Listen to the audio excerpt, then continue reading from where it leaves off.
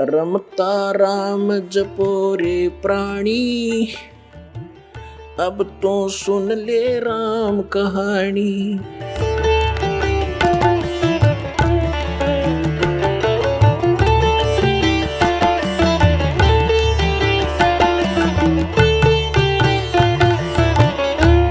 इसकी पूर्ति करने के लिए कबीर परमेश्वर जी ने अपनी प्यारी आत्मा गरीबदास साहब जी को गांव छुटानी, जिला झज्जर, हरियाणा प्रांत के अंदर आदरणीय गरीबदास साहब जी का जन्म एक किसान परिवार में जाट जाति में हुआ। वैसे संत जाति नहीं मानते, लेकिन जिस वर्ण में हम पलते हैं उसकी थोड़ी बहुत छाप लगी ही रह जाती है। लेकिन परमात्मा ने इस कंसेप्ट को क्लियर कर दिया है कि जात ना पूछो संत की, पूछ लीजिए ज्ञान, और तो मोल करो तरवार का, पड़ी रहने दो म्यान।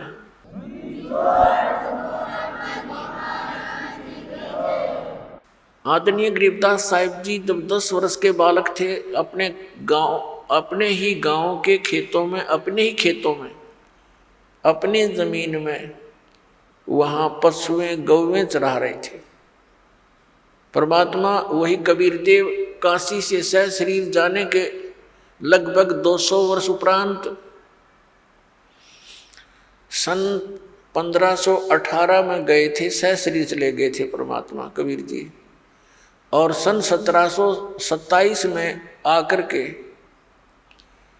वे गरीबदास जी को सतलोक से आकर के फिर मिले, लगभग 209 वर्ष बाद। और फिर उनको वहां आकर उनके पास पहुंचे। उस समय ये पाली यानी आदरणीय गरीबदास साहिब जी तथा उसी के साथी गवाले वहां पशुएं चल रही थी। दिन के 10 बजे फाल्गुन सुदी द्वादशी और विक्रमी संवत 1784 यानी सन 1727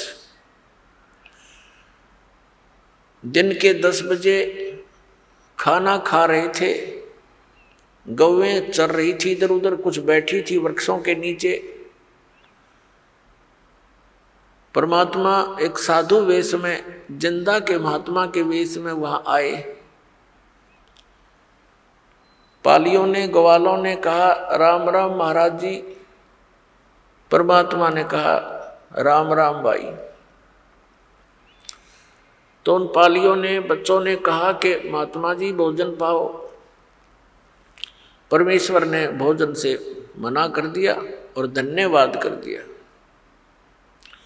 और कहा भोजन मैं खा के आया हूं भाई, अपने गांव से। ग्वालों ने पूछा आपका गांव कहाँ है, कितनी दूर है यहां से? परमेश्वर ने कहा कबीर जी ने कि 16 शंख पर हमरा तकिया, हम गगन मंडल के जिंदा, हुक्म हिसाबी यहाँ चल आए, काटन काल का फंदा। पालियों ने पूछा था कि महाराज जी आपका डेरा कहाँ है, आपका गांव कौन सा है, आप कहाँ रहते हो? तब परमेश्वर ने कहा था कि 16 शंख पर हमारा तकिया, 16 शंख कोश पर हमारा तकिया यानी हमारा स्थान है। हम गगन मंडल के जिंदा, हम आकाश में घूमने वाले महात्मा हैं। हुक्म हिसाबी हम चल आए, काटन काल का फंदा। हम अपने ही आदेश अनुसार यहाँ काल के इस फंद को काटने के लिए आया हूँ।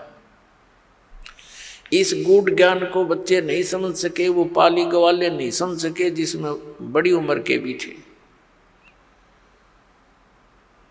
उन्होंने सोच लिया कि 16 कोस की दूरी पर होगा। पहले एक दूसरे से इतने परिचित नहीं थे क्योंकि कन्वेंस नहीं होती थी।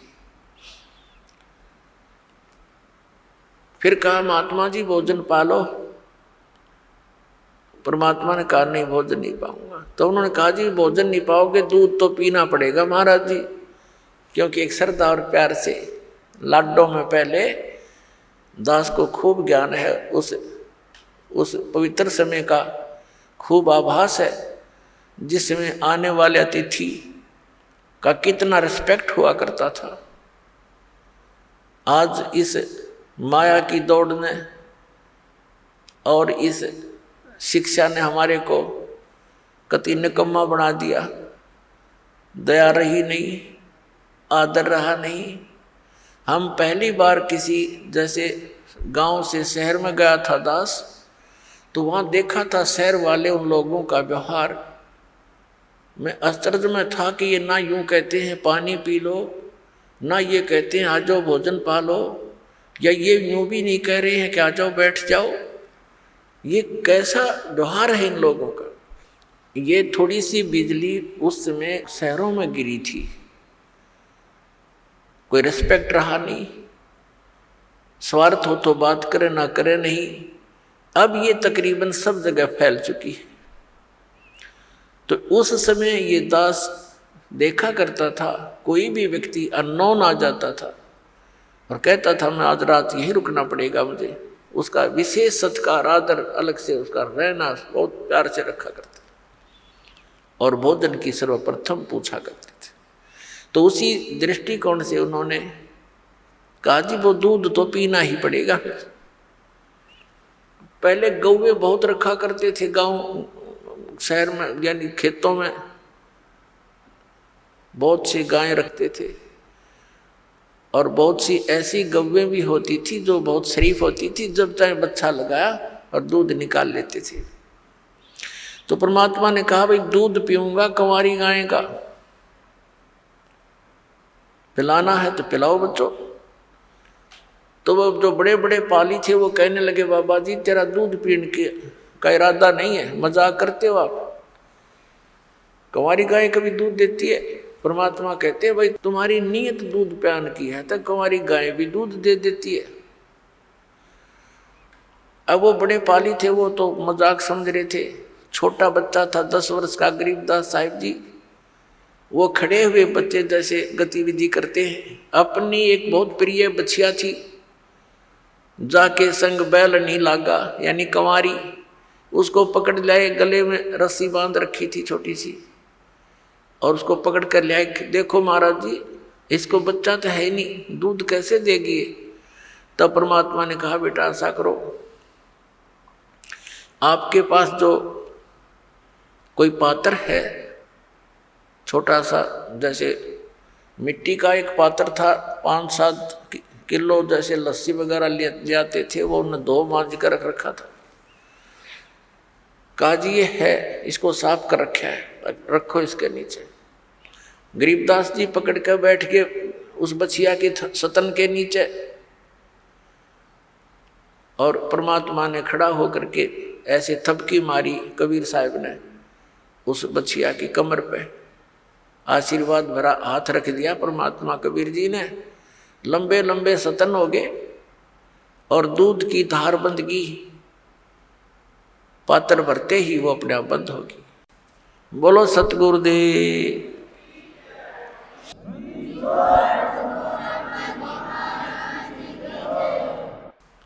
अब वो गरीबदास जी उस लेकर के उस पात्र को परमात्मा से कहा ले महाराज जी पी लो, आपने तो कमाल कर दिया। अब परमात्मा ने आधा पिया, कुछ पिया उसमें से, और शेष कहा ले बच्चों तुम पी लो, पालियो तुम पी लो, गवालो। तो बड़े बड़े जो गवाले थे वो कहने लगे हम ना पीवें, एक तो आपने जंतर मंत्र का दूध निकाल दिया, और फिर पता नहीं तू कौन सी जाति का है, तेरा जूठा हम ना पीवें, और ये जंतर कुंवारी गाय का दूध हमें पाप लगे, हम कभी नहीं पीवें। वो तो उठ कर चले गए इस बात के मारे, कहीं बाबा जी प्रेशर ना दे दे, पीना ही पड़ेगा। गरीबदास जी ने कहा लाओ भगवान आपका दास पिएगा। पुण्यात्माओं, साधों से ती मस्करी ये चोरा नाल खुशहाल, मल अखाड़ा जीतेंगे ये युगन युगन के माल। तो वो युगन युगन के माल थे गरीबदास जी, युगन युगन के पहलवान थे, रेसलर थे, अब प्रैक्टिस करते आ रहे थे। उनके हृदय में एकदम बात सवागी, अकेला आपका दास भी होगा। तो पुण्यात्माओं, इस ज्ञान को, इस मार्ग को वही ग्रहण कर रहा है जो युगों युगों का माल पहलवान है, बहुत दिनों से इसमें संघर्षशील है। तो आदरणीय गरीबदास साहिब जी ने कहा पिया, और कहा महाराज जी दूध तो हम डेली पीते हैं, पर इस दूध का टेस्ट आज तक नहीं देखा मैंने। तब परमेश्वर कबीर देव जी ने कहा कि बेटा ये सतलोक से, मेरे लोक से दूध आया है, वहाँ दूधों के दरिया भरे हैं, सरोवर भरे, वो खराब नहीं होते, बड़े बड़े समुद्र भर रखे। अपने आत्माओं, इन बातों का आज ये विश्वास कराना इस साइंस ने ऐसा नास्तिक बना दिया इस बोली आत्मा को कि दूध खराब क्यों नहीं होगा, कहीं पर रख लो खराब होगा, ये होगा। अब जैसे गंगा का जल जो है, गंगा नदी का, इसको कहीं रखो ये कभी खराब नहीं होता, और किसी भी दरिया का या कुएं का कितना जल रख लो, चाहे डिस्टिल करके रख लो उसको, वो भी खराब हो जाता है। तो ये एक सैंपल है सतलोक के मटेरियल पदार्थ का कि वहाँ ऐसे पदार्थ हैं। गरीबदास जी ने कहा भगवान सचमुच वहाँ दूधों के सरोवर भरे हैं। कहाँ बेटा, तो फिर तो वहाँ गायें भी रखने की जरूरत आवश्यकता नहीं होगी। ना, बिल्कुल नहीं। अब पाली अपने पशुओं से घना दुखी होया करे, वो दुखी हो लेता है, उनको घेर घेर के और सोचा और पीछा छूटे जाए, ऐसा कोई स्थान है। तो उसने कहा महाराज जी सचमुच मैं कैसे विश्वास करूं आपकी बात पर, मुझे एक बार दिखा दो वो आपका सतलोक, आपका जो स्थान बताते हो जहाँ दूधों की दरिया भरी है और बागों का फल फ्रूट जो खिले रहते हैं, लद पद रहती है, सदा बाहर बाग बताए परमात्मा ने सतलोक में। गरीबदास जी वहाँ रहते थे जहाँ नरी जांटी थी, जांडी के वृक्ष थे, आम की तो देखने भी ना मिल रहा था, एक आधा पेड़ कहीं होता था। तो उनको बड़ा आश्चर्य हुआ। परमात्मा आए इसी उद्देश्य से थे कि मेरा कोई गवाह बने, मुझे कोई पहचान ले, मेरा साक्षी बने। आने वाले समय में कलयुग के अंदर जो या बीतली पीढ़ी आनी थी, इसके लिए मालिक ने सारी भूमिका बनाई थी, बैकग्राउंड तैयार कर गए थे कि हु इज गॉड, कौन है परमात्मा और कैसे उसको पहचाना जा सकता है, क्या लक्षण है उसके। तो वो लीला प्रत्येक युग में करते हैं दाता, और इसी का प्रमाण वेद बताते हैं कि वो ऐसी लीला करता है। सतलोक में लेकर गए परमात्मा उस आदरणीय गरीबदास साहिब जी को, उनकी आत्मा को, शरीर वहीं रह गया। ऊपर के सारे लोग दिखाए, ब्रह्मा विष्णु महेश जी के लोग दिखाए, उनकी सतीथि से परिचित करवाया, उनसे बातें करवाई, और उन्होंने स्वयं स्वीकारा कि हमारी जन्म और मृत्यु होती है, परमात्मा कोई और है, हम भी उसी की खोज में लगे हुए हैं, लेकिन हमें उनके दर्शन नहीं हुए। और वो परमात्मा प्रकाश रूप है। इस तरह की उन्होंने बातें कही। फिर धर्मराज के दरबार में गए, जहाँ यहाँ का ब्रह्मांड का न्यायाधीश अपने सभी आत्माओं की वो का निर्णय करता है, न्याय करता है, कर्मानुसार उनके आगे निर्धारित करता है संस्कार। उस लोक में जब गए, उसके पास पहुंचे तो धर्मराज ने अपनी सीट छोड़ दी, अपनी चेयर छोड़कर खड़ा हो गया, आसन छोड़कर, और कहा विराजो परमात्मा। अपने आत्माओं, आप देखते हुए कादे व्यक्ति की ऐसी पर्सनैलिटी होती है कि उसको अपने आप आदमी कहीं भी जाता है उसका सत्कार करता है, क्योंकि उसके संस्कार, उसके पुण्य उसके साथ विद्यमान है। इसी दृष्टिकोण से परमात्मा जब वहां पहुंचे तो स्वतः खड़ा हो गया वो न्यायाधीश, क्योंकि ये पुण्यात्मा ही इन पोस्टों को प्राप्त करते हैं। और खड़ा होकर के सत्कार किया और कहा विराजो भगवान। तब वहां काफी वार्ता हुई परमात्मा की और उस प्यारी आत्मा उस धर्मराज की। अब धर्मराज के दरबार में देई कबीर तलाक, मेरे भूले चुके हंस को तू पकड़ना मत कजाक। अब परम अक्षर ब्रह्म ने यहाँ के न्यायाधीश के ऊपर ऐसी डांट लगाई जैसे उच्च अधिकारी एक छोटे अधिकारी पर उसको हिदायत देते समय सख्ती से बोलता है और वो औपचारिक और शिष्टाचार से सर जी, यस सर, हाँ जी, जो आज्ञा आपकी, ये एक शिष्टाचार होता है। इसी प्रकार परमात्मा पूर्ण ब्रह्म कबीर देव जी, कबीर साहब वो काशी वाले धानक जिसको जुल्हा कहा करते, हम कवि कहकर उसकी फाइल को बंद कर रखा था, हमने उनके इतिहास को क्लोज कर दिया था। वो परम अक्षर ब्रह्म है, वो सर्व सृष्टि रचनहार है, वो हम सब के सृजनहार है। तो वहाँ गरीबदास साहिब जी के सामने अपनी समर्था दिखाते हैं। धर्मराज से कहा कि खबरदार दे तूने मेरे किसी हंस का, जिसने मेरे संत से मेरे द्वारा, मेरे रिप्रेजेंटेटिव, मेरे द्वारा भेजे संत से उपदेश प्राप्त प्राणी का तूने अकाउंट भी नहीं ले करना, उसका लेखा जोखा भी नहीं करना तूने। खबरदार दे उसको पकड़ लाया है तो। धर्मराज हाथ जोड़कर कहता है, करबद्ध होकर कहता है कि ये परमात्मा, आपके हंस को, आपका जो उपदेशी होगा उसको मैं कभी नहीं पकड़ूंगा, उसको कोई दंड नहीं दूंगा। धर्मराय दरबार में देई कबीर तलाक, मेरे भूले चूके हंस को तू पकड़िए मत कजाक। बोले पुरुष कबीर से धर्मराज कर जोड़, और तुमरे हंस को पकड़ो नहीं मन 2 ही लाख करोड़। आपका जो हंस होगा मैं कभी उसको नहीं पकड़ूंगा, ना उसको दंडित करूंगा। और फिर उसने कहा कि परमात्मा, जब तक आपकी शरण में ये जीव नहीं आता तब तक इसके पूर्व जन्म के संचित पाप कर्म मेरे पास विद्यमान होते हैं।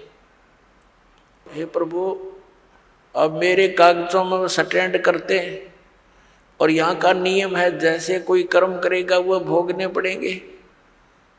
तो परमात्मा, उसको तो मैंने दंड देना पड़ेगा, मेरी मजबूरी है। तब परमात्मा ने, कबीर देव जी ने कहा था, कबीर साहब ने, ये कर्म भ्रम ब्रह्मंड के मैं पल में कर हूँ नेस, और जिन हमरी 2 ही दी सो करो हमारे बेस। ये तेरे कर्म भ्रम इस ब्रह्मांड के तुमने लगा रखे हैं, इनको 1 मिनट में नष्ट कर दूंगा, खत्म कर दूंगा, कैंसिल कर दूंगा, क्रॉस मार दूंगा इनके ऊपर। और जिन्होंने मेरी दुहाई दी और तुम पकड़ जाए, तुम्हारे अनुचर उनको यहाँ ले आए और उन्होंने ये कह दिया कि मैं तो ऐसे ऐसे कबीर साहब का बच्चा हूँ, तुम मुझे नहीं पकड़ सकते, तुम गलती कर रहे हो, तो उनको करो हमारे पेश, उनको फिर हमारे पास ले आना, मेरे बच्चों को, तुम उनको दंड मत देना। ऐसी वार्ता सुनकर गरीबदास जी गदगद हो गए कि तो समर्थ बाबा जी तो बहुत बड़े तगड़े हैं, और यहाँ का यो न्यायाधीश और ये बड़ा देवता भी ऐसा हाथ जोड़कर खड़ा इसके आगे। तो फिर आगे अपने लोक में ले गए परमात्मा। उससे पहले काल का वो सतिथि, वो स्थान दिखाया जहाँ पर ये एक ब्रह्म लोक में अलग से एक स्थान बनाकर गुप्त रहता है।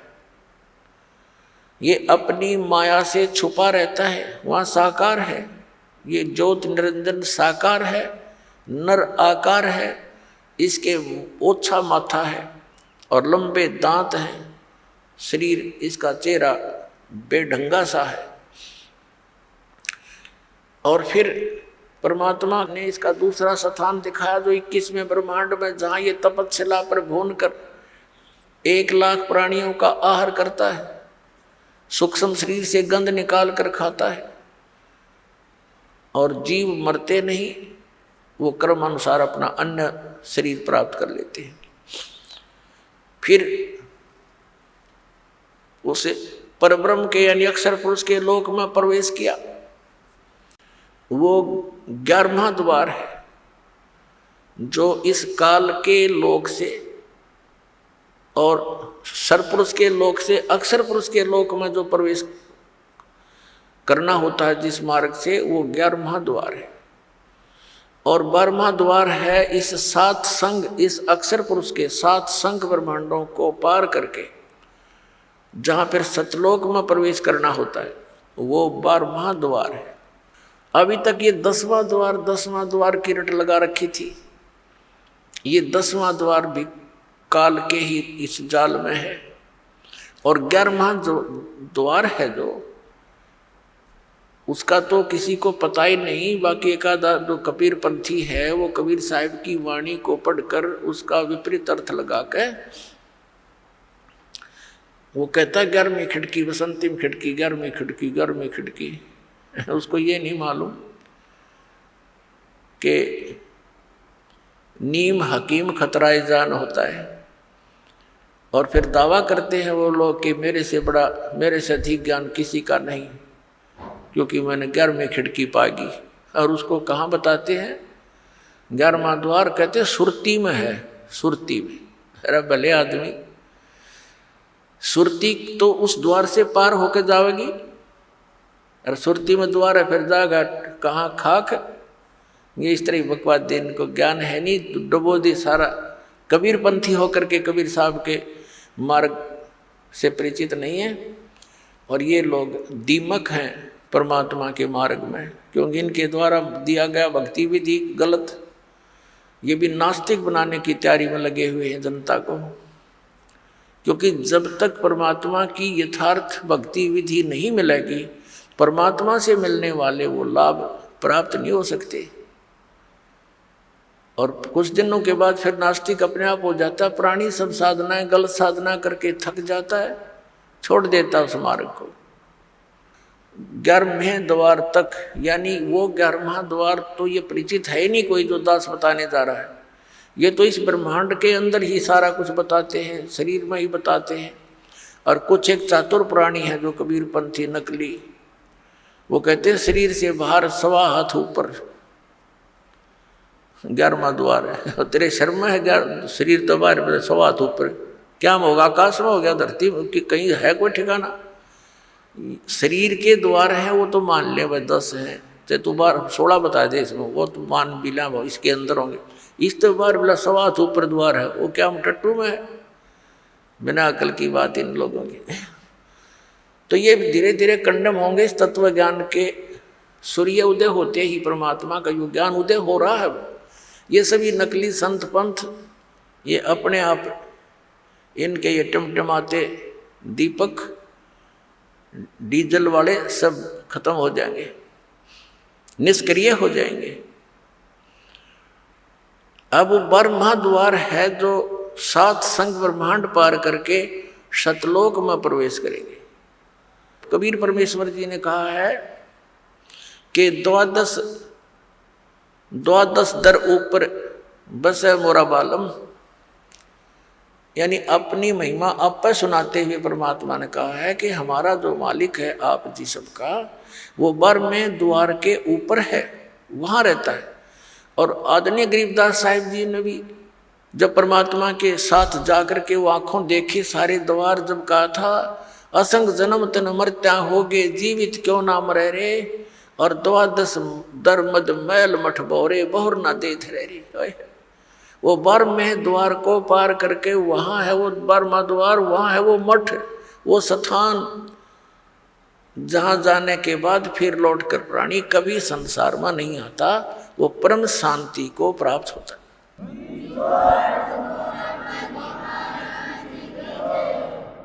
जब 12वें द्वार को पार करके सचखंड सतलोक में प्रवेश किया,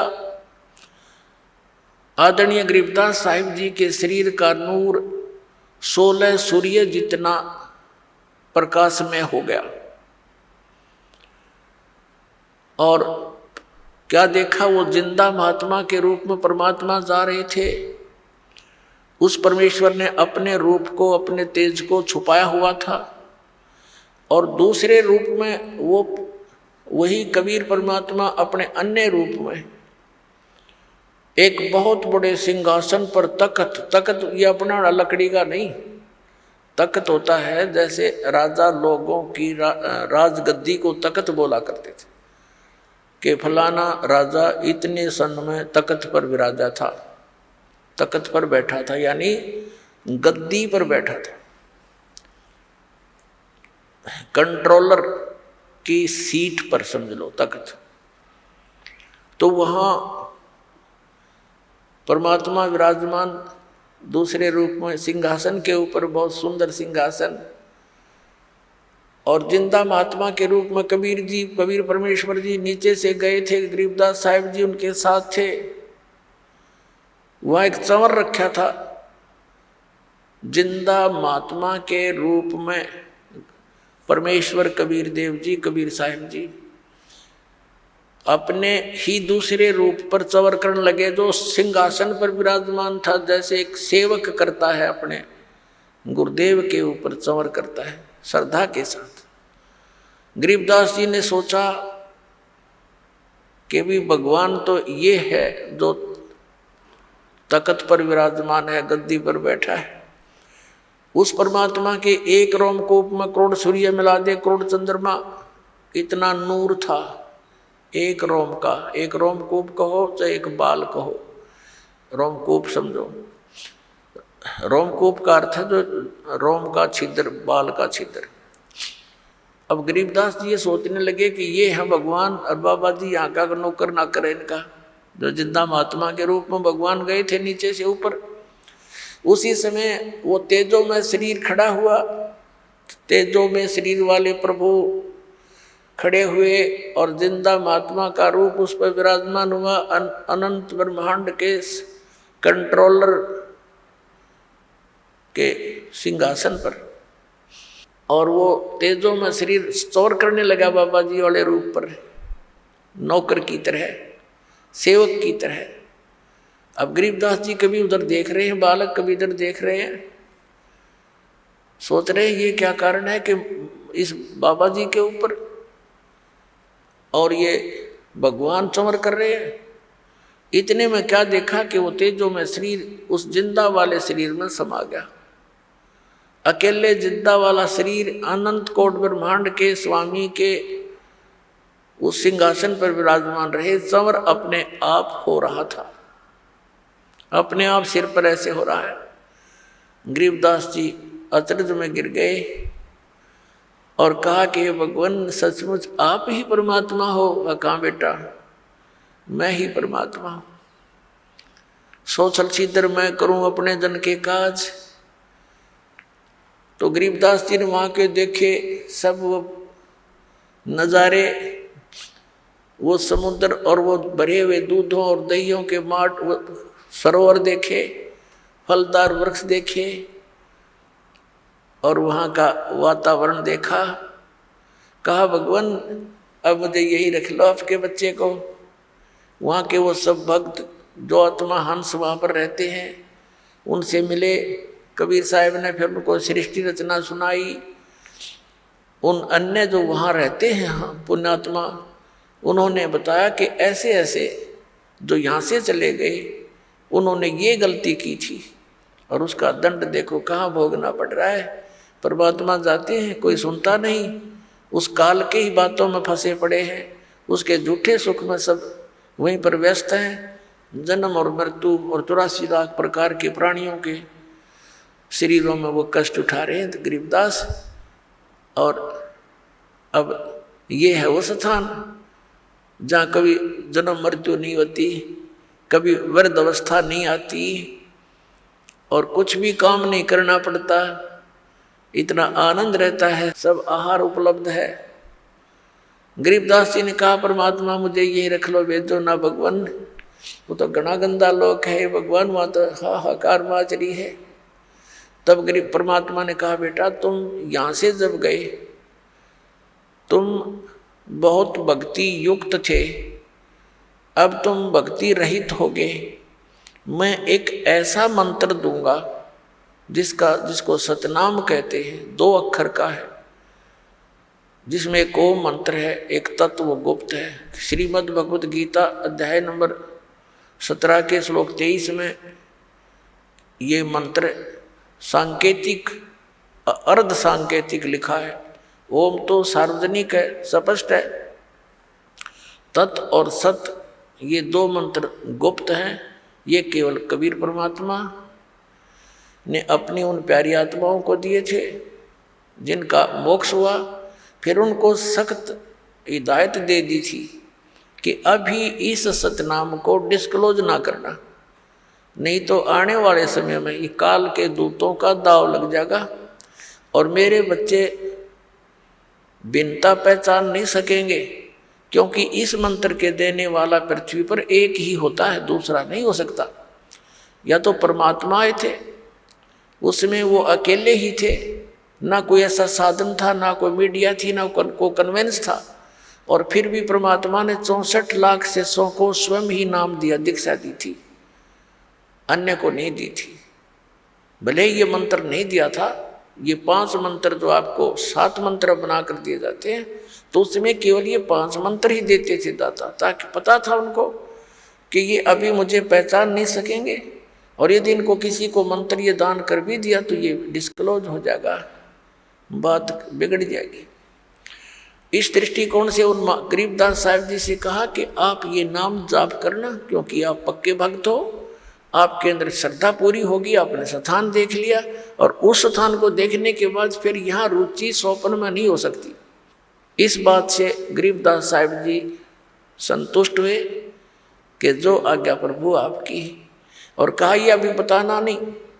परमात्मा ने अपना सारा ज्ञान उसके अंदर फीड कर दिया गरीबदास साहब जी की आत्मा में, जैसे कंप्यूटर से दूसरे कंप्यूटर में बहुत बड़े ये सत्संग के वीडियो तो कोई घंटों की फैक्स कर दी जाती है और उसमें भी सेव रह जाती है। ऐसे परमात्मा ने वो ज्ञान, तत्व ज्ञान, जो कबीर पंथ में घुसे हुए कबीर पंथी नकली संतों ने, काल के दूतों ने कुछ खराब शराब कर दी थी, सच्चिदानंद घन ब्रह्म की वाणी, कबीर वाणी, अपने हिसाब से उनके अनर्थ कर डाले थे। उसकी पूर्ति के लिए आदरणीय गरीबदास साहिब जी के अंदर वो पुनः ज्ञान उसके अंदर फीड किया था और फिर उसको सार्वजनिक करवाया था। आप सुन रहे थे जगत गुरु तत्वदर्शी संत रामपाल जी महाराज जी के मंगल प्रवचन। अधिक जानकारी के लिए विजिट कीजिए हमारी वेबसाइट www.jagatgururampalji.org। संत रामपाल जी महाराज जी के शुभ आशीर्वाद से पूरे विश्व भर में 500 से भी ज्यादा नाम दीक्षा केंद्र हैं, जिन पर संत रामपाल जी महाराज जी द्वारा ऑनलाइन निशुल्क नाम दीक्षा दी जा रही है। अपने नजदीकी नाम दीक्षा केंद्र का पता करने के लिए संपर्क करें 8222880541।